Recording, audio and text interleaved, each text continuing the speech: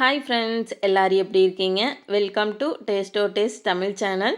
நம்மளோட சேனலை first time பார்க்குறீங்க அப்படின்னா மறக்காமல் சப்ஸ்கிரைப் பண்ணிக்கோங்க. அப்போ நான் போடுற வீடியோ அண்ட் டிப்ஸ் எல்லாம் உங்களுக்கு வந்து சேரும். இன்றைக்கி நம்ம ரொம்ப சூப்பராக பன்னீர் பிரியாணி எப்படி செய்யணும்னு பார்க்க போகலாம் வாங்க.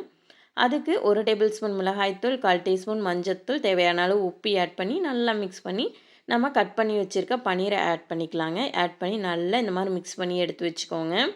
அதுக்கப்புறம் கடாயில் ஆயில் ஆட் பண்ணி அந்த பன்னீரை ஆட் பண்ணி இதையே நல்லா வந்து ஃப்ரை பண்ணிக்க போகிறோம். நம்ம இப்போ ஒரு 5 நிமிஷம் ஃப்ரை பண்ணாவே போதுங்க. அந்த அளவுலேயே நம்மளுக்கு சூப்பராக ஃப்ரை ஆகி வந்துடும்.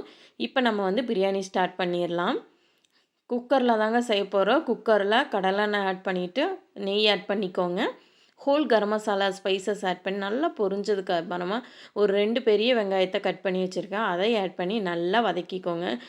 வெங்காயம் வந்து நல்லா வதங்கணுங்க. அப்படின்னா தான் டேஸ்ட் ரொம்ப சூப்பராக இருக்கும். ஒரு 2 டேபிள் ஸ்பூன் இஞ்சி பூண்டு பேஸ்ட்டு ஆட் பண்ணி நல்லா வதக்கி எடுத்துக்கோங்க.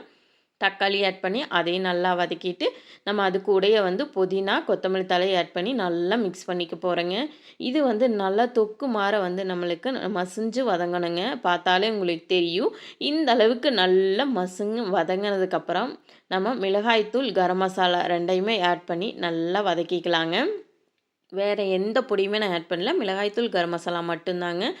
இதில் நல்லா ஒரு டேபிள் ஸ்பூன் அளவுக்கு தயிர் ஆட் பண்ணிவிட்டு நம்ம மிக்ஸ் பண்ணி வச்சுருக்க பன்னீரை ஆட் பண்ணிக்கலாம். பொரிச்சு எடுத்த பன்னீரும் ஆட் பண்ணி இதையே நல்லா வந்து நம்ம கிளறி விட்டுட்டு இதுக்கு தேவையான அளவு தண்ணி நம்ம நார்மல் சாப்பாட்டு அரிசியில் தாங்க பண்ணுறோம். அதனால் வந்து நீங்கள் எப்பவும் போல் சாப்பாடுக்கு என்ன அளவு வைப்பீங்களோ அதே மாதிரி தண்ணி ஆட் பண்ணிவிட்டு நல்லா கொதித்து வரும்போது நீங்கள் அரிசி ஆட் பண்ணிக்கோங்க.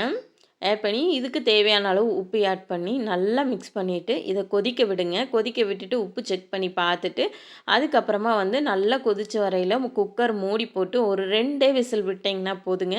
சூப்பராக நம்மளுக்கு பன்னீர் பிரியாணி ரெடி ஆகிடுச்சுங்க. பாருங்கள் எவ்வளோ சூப்பராக வந்திருக்கு அப்படின்ட்டு. இந்த மாதிரி நீங்களும் மறக்காமல் இந்த வீடியோ சேவ் பண்ணி வச்சுட்டு செஞ்சு பாருங்கள். டேஸ்ட்டு ரொம்பவே பிரமாதமாக இருக்குங்க. டேஸ்ட்டுக்கு பஞ்சமே இல்லைன்னே சொல்லலாங்க. மறக்காமல் இந்த வீடியோ உங்களுக்கு பிடிச்சனா லைக் பண்ணுங்கள், ஷேர் பண்ணுங்கள், சப்ஸ்கிரைப் பண்ணுங்கள். மறக்காமல் வீடியோ எப்படி இருந்துச்சுன்னு சொல்லி கமெண்ட் பாக்ஸில் கமெண்ட் பண்ணுங்கள்.